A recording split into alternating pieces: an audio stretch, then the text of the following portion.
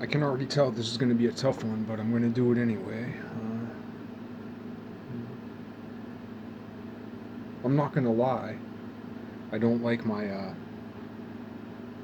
I don't.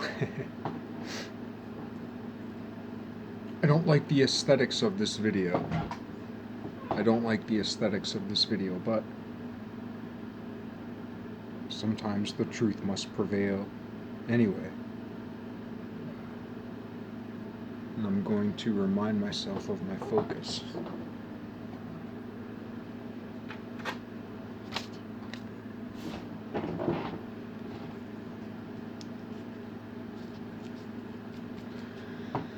The vegan cross, the bloodless sacrifice.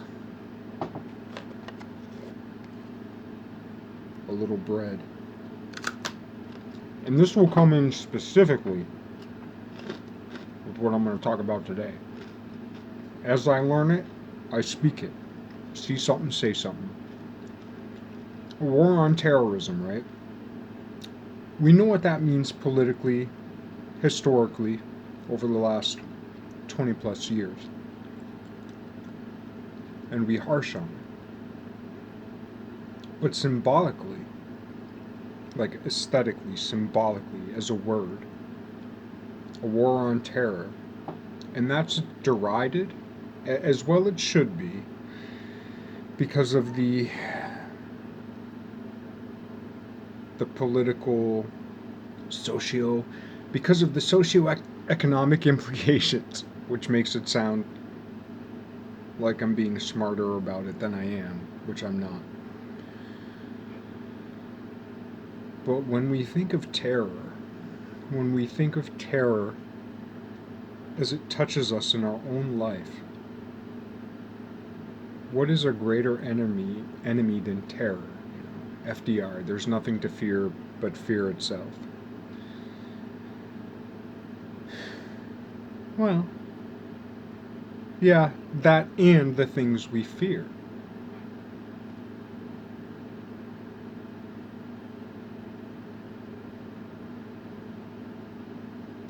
Bloodless sacrifice. The vegan cross.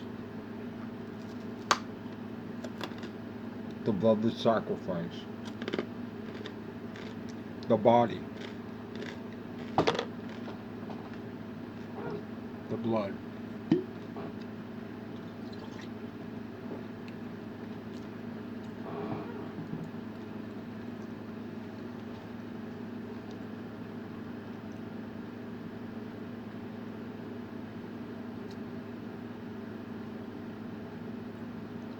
The moral of the story.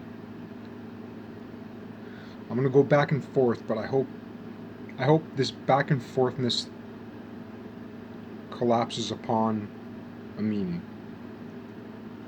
for you.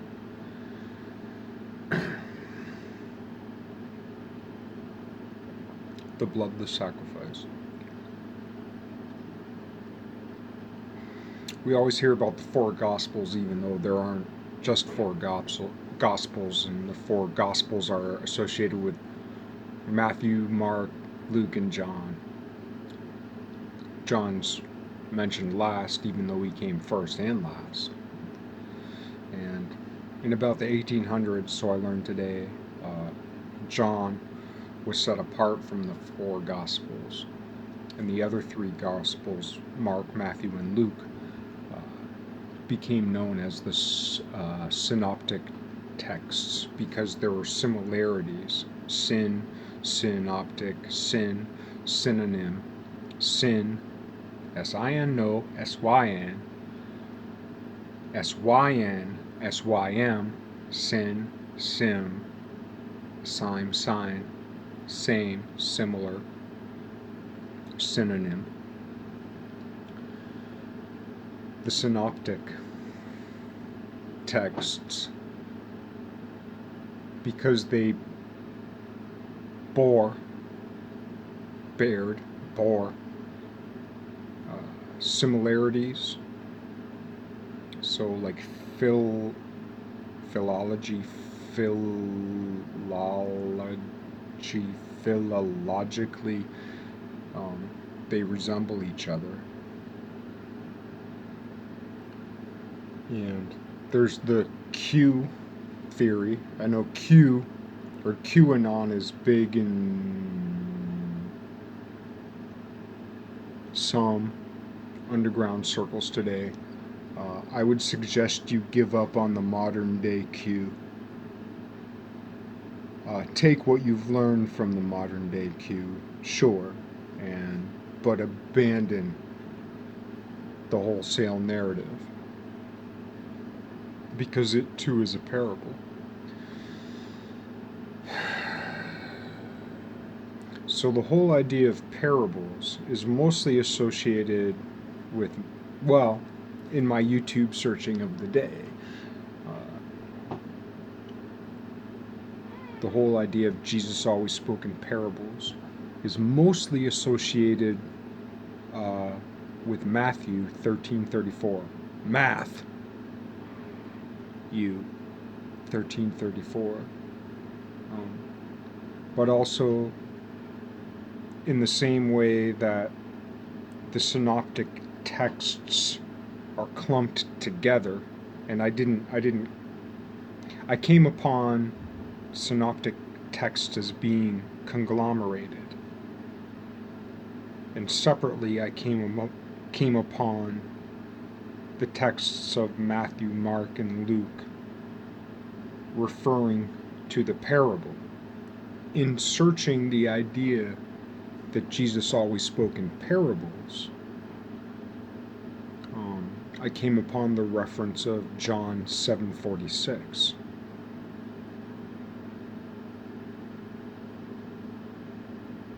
Which roughly, the second half of 7:46 comes to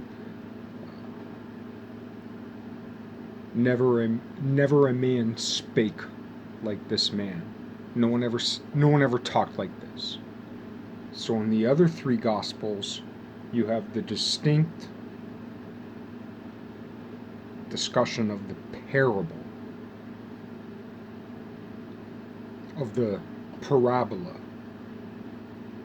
or of the allegory, or of the algorithm. But then in John, so far as my brief search went, now I'll have to do more research, but insofar as my brief search went, in John, it's, now I'll get to the math, but in John, it's never a man spoke like this guy, right? Now, who do we say that about?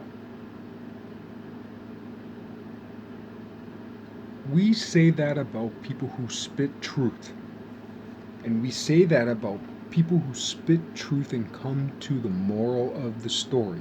Now, when we're talking about parables, it could be a clever man.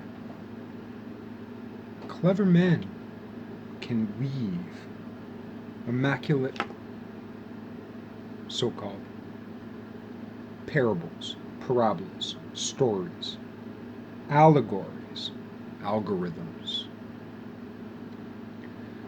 But what's an algorithm but... No, this ain't nothing against clocks, right? They say that the Dalai Lama, he has a hobby of fixing watches. Horology, H-O-R-O-logy. The Dalai Lama, he likes to fix watches because of the gears, the mechanisms. But what are gears and mechanisms of a clock? It's like perfect rational math or ratios.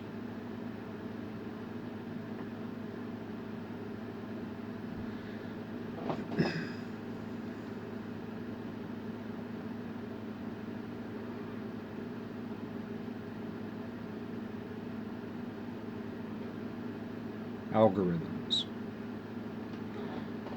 So nothing against algorithms, except for that, like, so if you're into coding and you're into algorithms, now there are, I mean, every algorithm is like much, much bigger than I can understand, but I also recognize, just so far as patterns are concerned, is that many algorithms are mechanistic clocks. Many algorithms, allegories, are these mechanistic clocks, which I'm not deriding, but which are limited.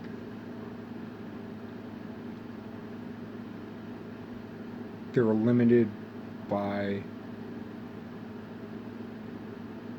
the scale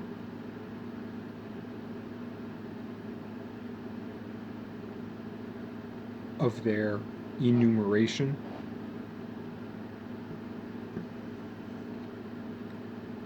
So a lot of the newer maths, newer physics, like breach that threshold.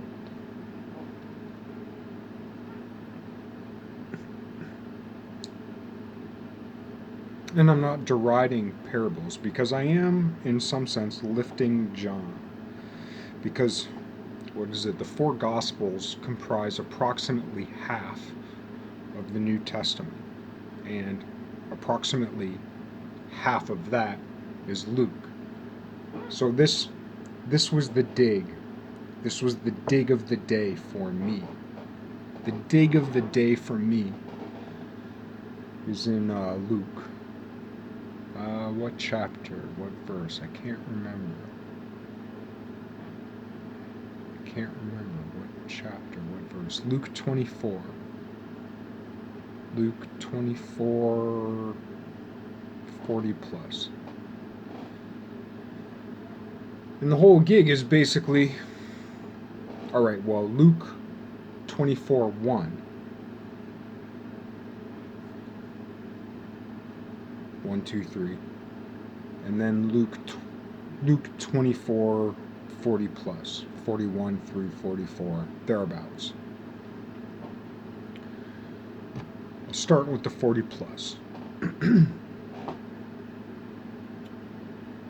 Jesus was crucified, came out the cave, disciples came to see him, and he's like, y'all got any food? And they're like, we got a fish, piece of one. Okay, I'll eat that. Here you go. Thanks. And he ate it. So that's the meat-eating reference to Jesus in the Bible from Luke.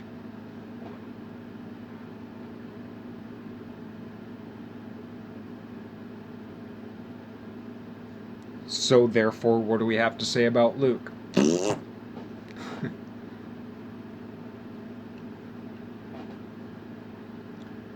Now, and then we go back to the beginning of verse 24. And the way it reads, it's not, if you have a red letter Bible, if you have like a Jeffersonian Bible, I know a lot of people harsh on Jefferson, and I don't blame you because you believe history, and I don't blame you for that. There was a reason why history was taught incorrectly.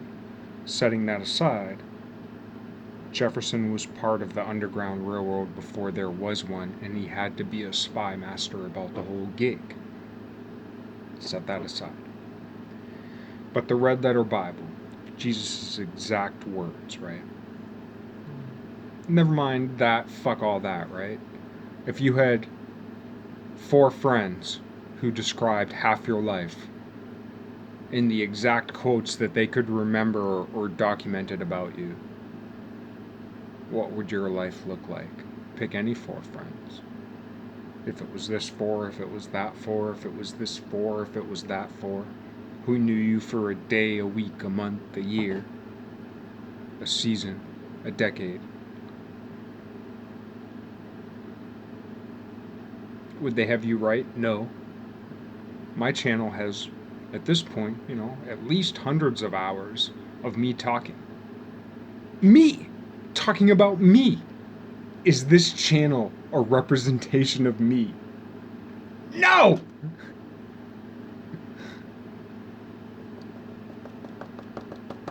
Because you can't get in here. Can't get in here. But somewhere in that parabolic array, with meditation, with talk, with love, with conviction, perhaps we can get there.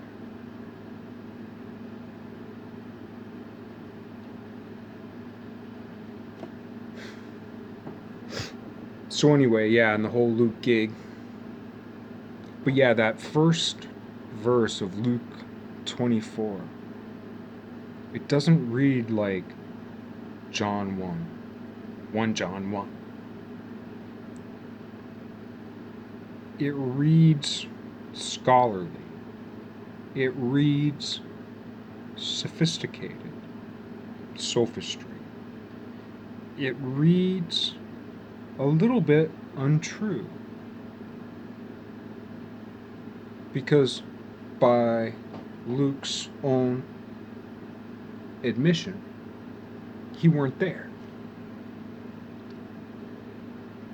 Yet he says, I know all things and I was there from the first. Did even Jesus say something so presumptuous? Anyway, what I'm doing, just to put it out there explicitly, is that I'm attacking the idea that when Jesus exited the cave and came upon his folk, he ate a fish because he was hungry. After having been crucified and before he rose to heaven, he was hungry and ate a fish. He ate flesh, considering that he died. Everybody says he died for our sins. Why? He died as the last sacrifice, so that we wouldn't sacrifice anything anymore. And all good Christians and other religions pray over their meal, pray over their meat, which, if you didn't have some kind of like kind of sacrifice, which is the way we all think about sacrifice, but like even just to like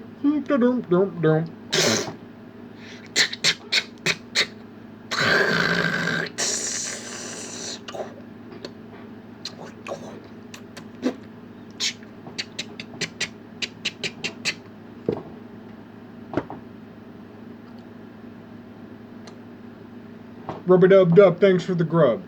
That's all it takes to make it a ritual sacrifice.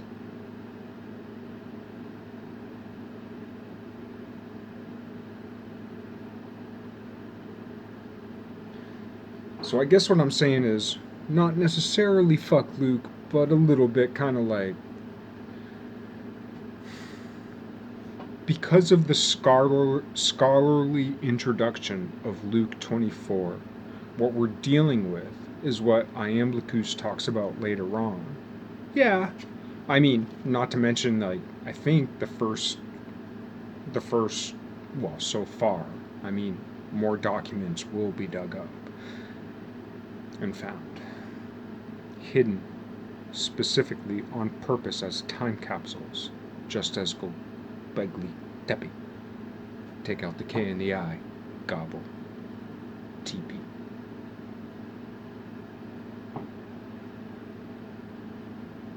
The first Thanksgiving,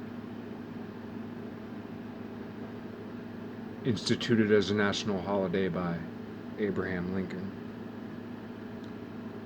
Not only one of the most famous people in American history, one of the most famous people in world history, in biblical history. one of the most important people ever. Anyway, say, oh yeah, he was just a white dude and he was just... He was a politician. And he was part of the Underground Railroad. He was part of it. He was part of it. And he had to deal with all the dumb motherfuckers talking like dumb motherfuckers talk, with a twist, to make shit happen in America, the USA, so that it could spread. You know, one of the big things these days is the recently, over the last year, like the prejudice against Asian Americans. And as Americans, as white male Americans, you know, we lump all Asians together into one group, Asian American. Even though, like, in Asia,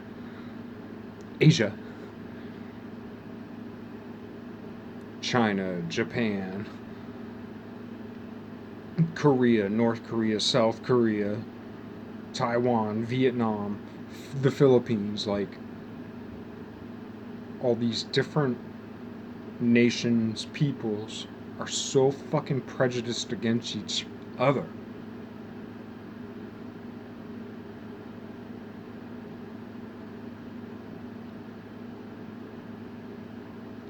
Here is the place where they reconcile their differences.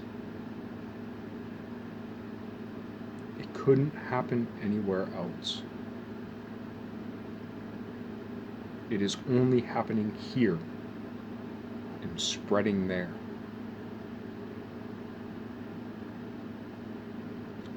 All tolerance. People say, oh, it's the melting pot. No, it's not the melting pot, it's the salad bowl. Well, it's both. Soup and salad. Salad soup. Nice warm bowl of soup with some fresh greens sprinkled on the top. But it's not only that, it's an alchemist's, what do they call it? An alchemist's,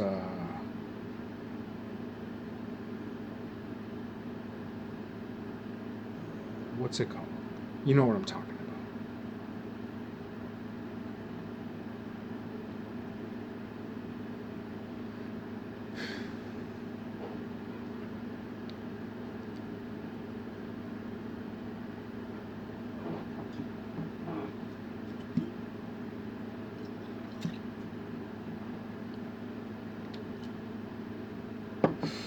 Alright, so I was back on track. Mad at Luke. Mad at Luke today. I'm mad. Or I'm mad upon the series of translations. Oh yeah. Because when we talk about fish, alright, so I have to remind myself, we got to get back to parable and the focal point, arrays of parables, mathematically. So I'm going to speak some about math. We got to deal with all of it. The two most powerful things in the world today that have affected everything and spread across everything. Two things. Pure, unadulterated mathematics. Numbers, patterns. Period. Numbers, patterns, geometries, mathematics. Order. And then besides that, story. And the ultimate story is today, so far as today goes, is the Bible as we know it. The Apocrypha, everything else, the Abrahamic religions. They must be dealt with together. Seems to me, because like okay, there are two most important symbols in the world. A lot of people think the circumpunct is the lost symbol, but it's not. Okay, I got that from Dan Brown, living down Peterborough. And from Origin.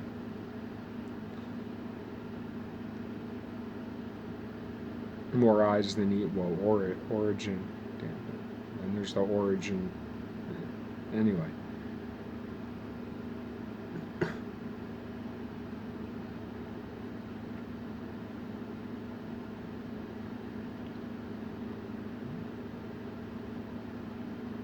Have to be dealt with together.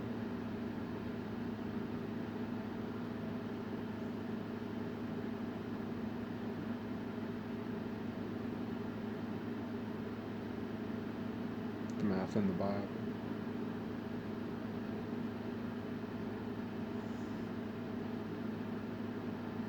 I can't remember what I was going to say now. So I'll just pick up where I left off. Parables, parabolas, arrays of parabolas.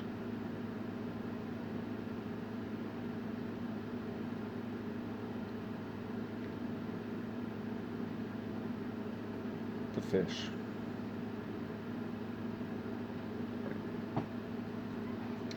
Because, normally we think of the Old Testament as being Hebrew and we think of the New Testament as being Greek. But Jesus, what they say is he spoke Aramaic, and of course the connections between like Armenian, Aramaic, Hebrew are closely related. Never mind Paleo-Hebrew and all that. But like in Aramaic, Hebrew,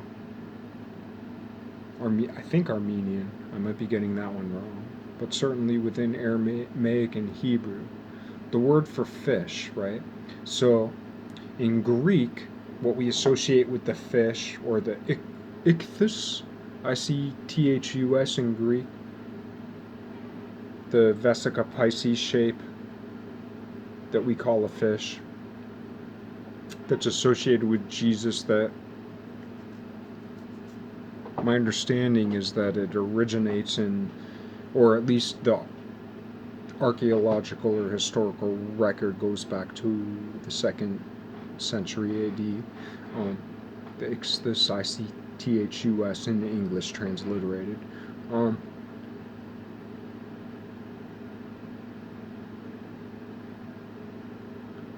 But these guys would have been speaking like Hebrew, Aramaic, all that.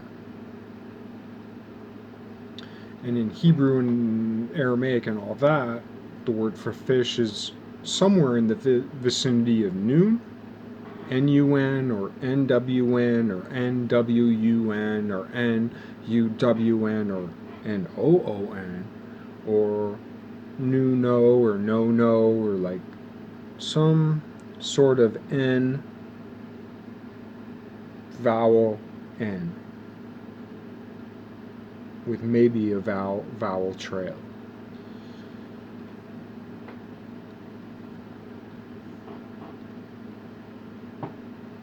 But that the definition of that is being the word fish. So that would have been the word these guys were speaking. They wouldn't have been speaking the word ICTHUS or the Greek equivalent. They would have been speaking the word like noon or noon or nom or nom, or something like that, right? Which is associated with fish, but that's a late Hebrew reinterpretation or reassignment of a word that meant like propagation, or propagation specifically by shoots. The way bananas are planted, by shoots, by cuttings, by a cutting, propagate, or the way weed is often grown, by cuttings, cutting off a stem, letting it grow some roots, planting it.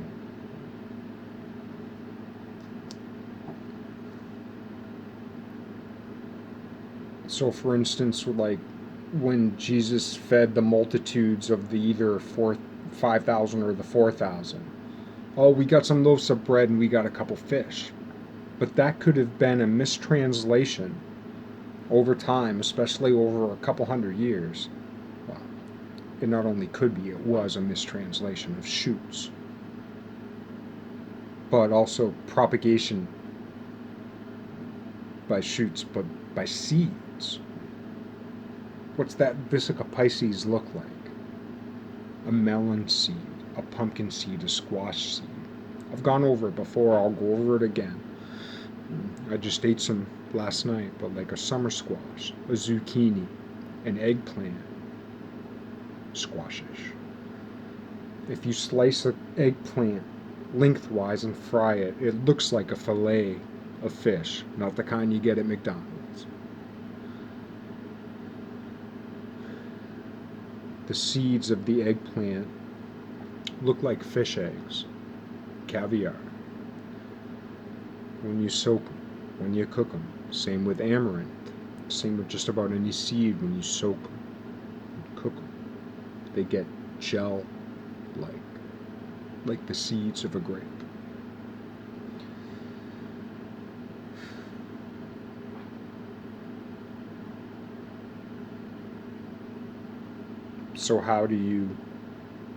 So symbolically, or so far as the parable goes, how do you feed the multitudes with some bread and some shoots? You grow grain. You take seed and scatter it.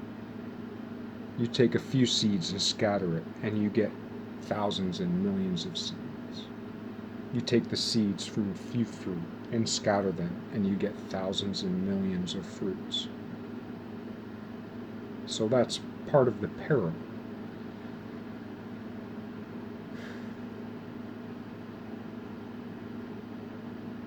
But also just the very fact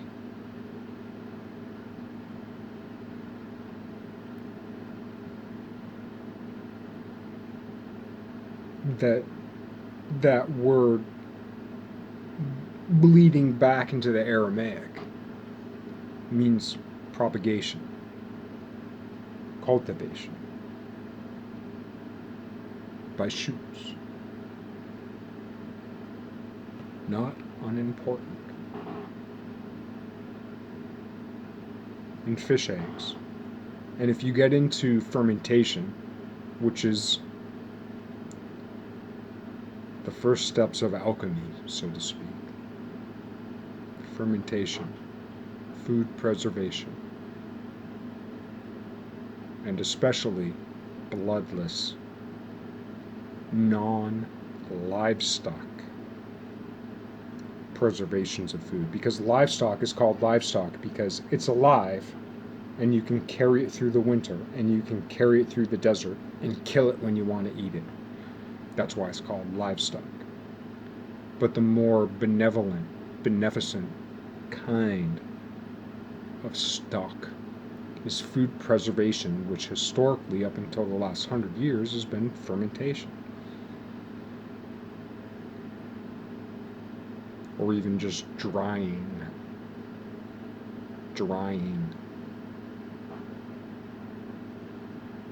vegetable matter in the sun.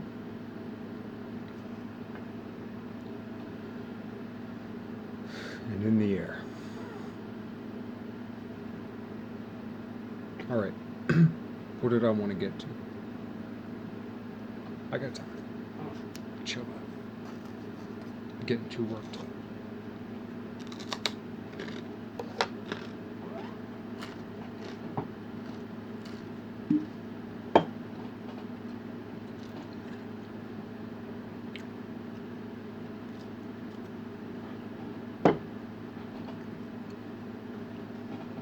Got some watermelon.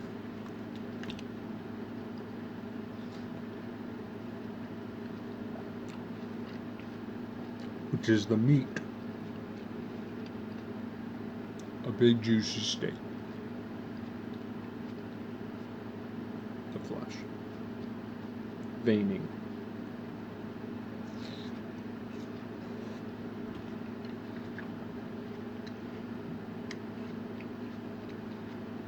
It should also be noted, my understanding is that seedless watermelon kind of stands alone, alone as a seedless fruit because it's not a product of genetic engineering, but a crossbreed of an African squash plant with quote-unquote traditional watermelon. Worth noting.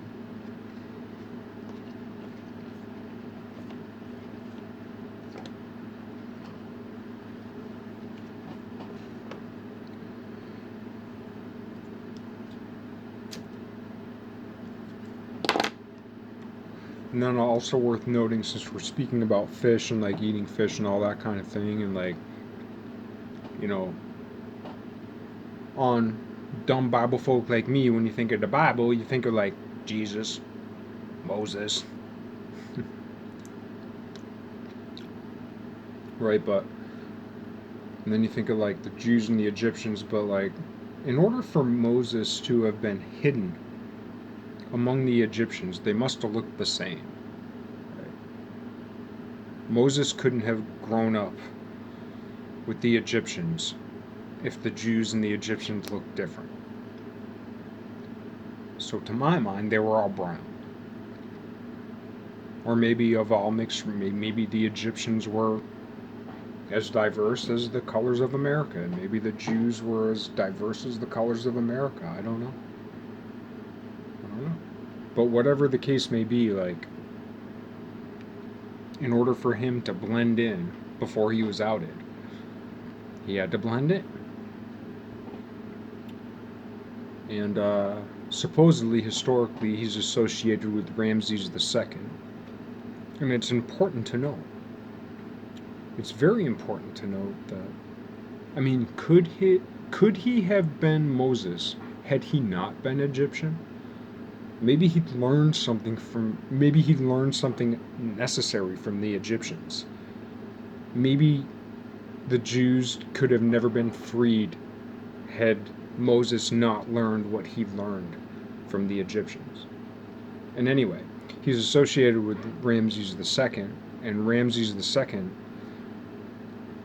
was found with seaweed in his gut. So then when we're talking about fish, and we're talking about propagation by shoots, what's planted in the water? Rice. What's planted in the water? Minnesota wild rice. What's planted in the water? Kelp. What's planted in the water? Sea moss. Also worth noting that, because a lot of people are big on like the whole like the colloidal minerals, the micronutrients, the colloidal minerals associated with Himalayan sea salts. My understanding is that Celtic, because Himalayan sea salts, they're pink, they're associated with yeast. That's great. Don't get me wrong. But that like Celtic sea salts actually have like, I think about 6 more, like Himalayan sea salts have like 80 something colloidal minerals, and Celtic sea salts have like 92, give or take, almost as many as the body requires, or thereabouts. They're a little bit closer, but they're just like white, and when you grind them, they just look like regular old whatever. We're tricked by the aesthetics, and we're always tricked by pink. But, well, I shouldn't say always. A lot of the time. And then I've also heard like people talk about how like the whole praise of like acai berries, berries, and how they're associated with the East and the Buddhists, and then we think they're so nutritive, but really the nutrients came from the mineral slag coming down from the Himalayas. Himalayan sea salt. And isn't necessarily associated with the berry itself, but where it came from and the soil that it grew in. Another interesting thing about the whole deal of like the Jews and the land of the Jews is that there's so much what is it? It's the fifth element. The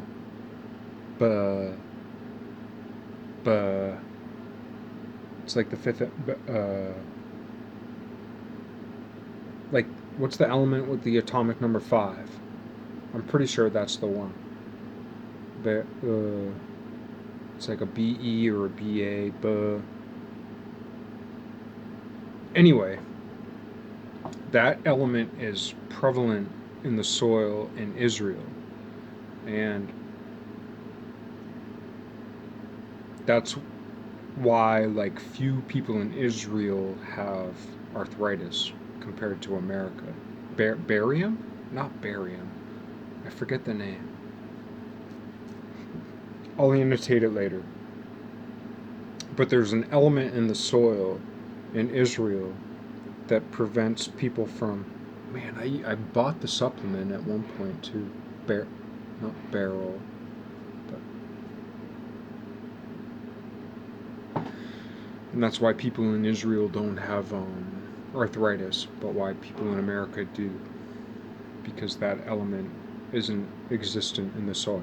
Or at least that's what science says.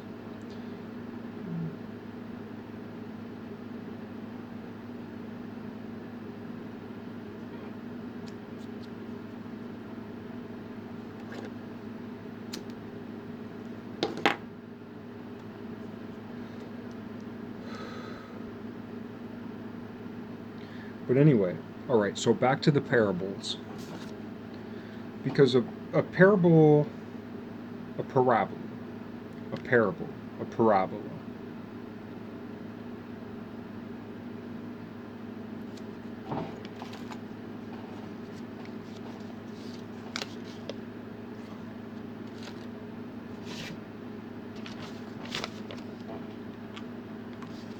because if you have your normal X and Y axes, whoever said the axes of reality were square. Is squareness the two-dimensional axis of reality? Anyway, so if you have a y equals x squared curve, right? But then you have a focal point and you have a directrix. And this equals P and this equals P. The distance between the directrix and the focal point as it relates, I guess, to conic sections, right? But like, as you pull this line down, the parabola gets closer and closer together. As you push this point up, the parabola flattens out. So normally, if we're like, what I mean by normally is this is the way I've thought about it, in so much as I've thought about it, which isn't a heck of a lot, but some, in my life, is that I'm always doing my plus or minuses and my x and y's and this, that, but essentially I'm always associating the origin, quote unquote, origin of the parabola with the origin of the xy plane. 0, 0, 0x, 0y. Associating it with this point, you know. So if I were to try to study parabolas, I'd always be dealing with this point, you know. So I'd have a wider curve here, and like an even wider parabola over here, and a more narrow parabola over here, always focusing, quote unquote, focusing, not really focusing mathematically, on this point. But if I dealt with the focus itself, and based all my parabolas on the focus, then I have something a little more like this, even though these lines eventually would fill up everything. So if my p's both equaled 0, I'd have this flat line. And if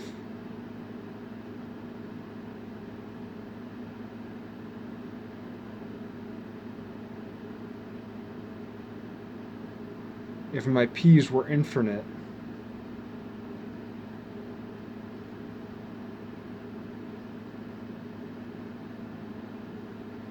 I'd have a straight line this way, the y-axis.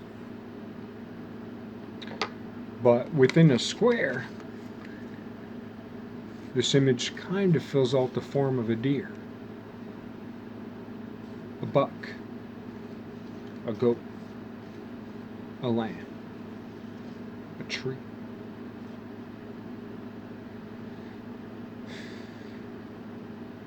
Jesus didn't speak in a parable. Jesus spoke in parables, and he is the focal point, and he's the focal point of history.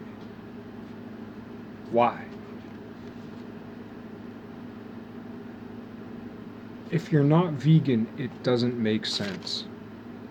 Once you're vegan, it makes sense.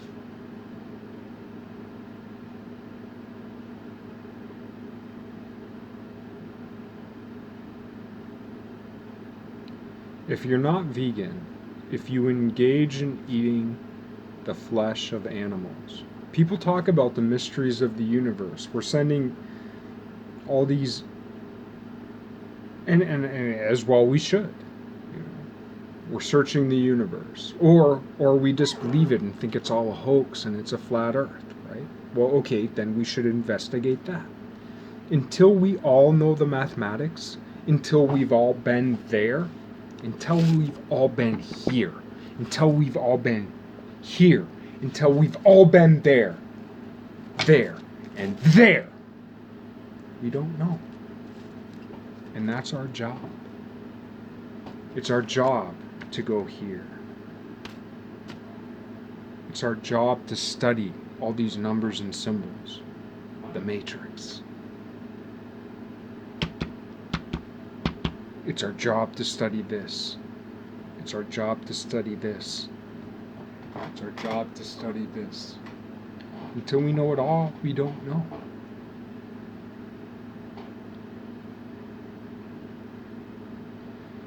Anyway, that brings me back to John, who starts it all off with the explosion of the word. He doesn't start it the way Luke starts it. Luke starts it like a fucking jerk. Okay, I'm not saying Luke's a jerk. I'm just saying, from a simple, it has to make sense to even the dumbest fucker on the planet. And the moral of the story actually makes more sense than all the symbology, all the historiology, all the dissecting, all this shit over time. It actually makes less sense. When you start getting into the nuts and bolts of things, it makes less sense than the moral of the story. And the moral of the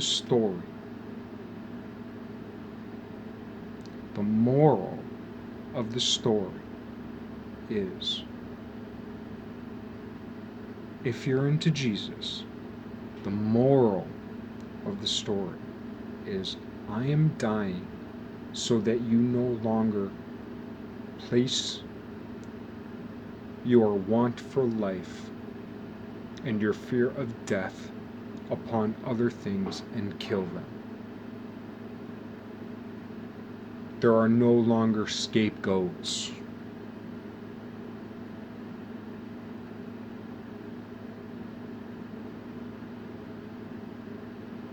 He, that one,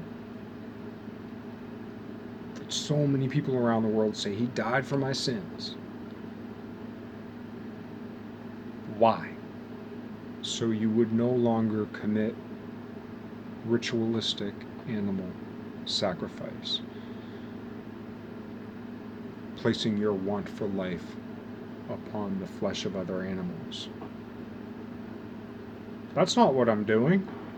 I eat my bread and wine, my blood is sacrifice. Yeah, and then you go home and you say your little, God is great, God is good, let us thank Him for our food, amen, over your food. And I know because I've done this.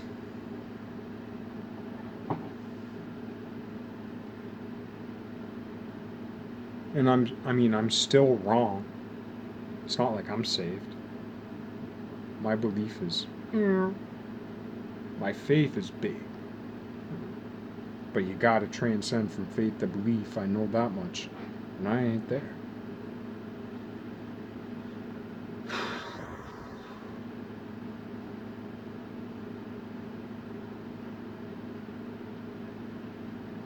Not all the way. I ain't there the way I'm there with faith. Faith's something else. People talk about, yeah, faith is faith. But people confuse faith with trust and faith with belief. I've said it before, I'll briefly mention it now. Like, you, in some sense, like, you really don't want the gift of faith, because the gift of faith means you're going to get your fucking head pounded in, you're going to get your dick punched, you're going to get a big old fucking, you're going to get a, pardon my Francois, but like, you're going to get a big old dick up your ass. That's the gift of faith. Because everything's going to break.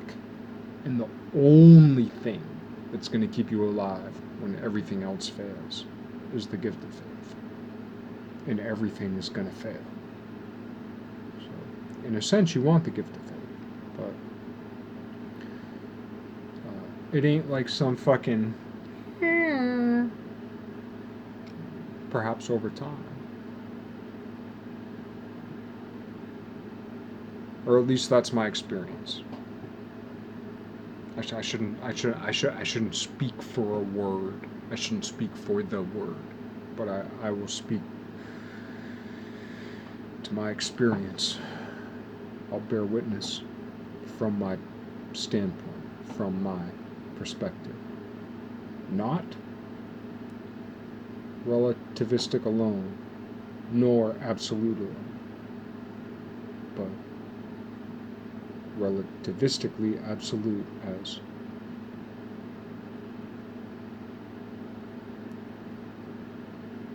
speaking to my place.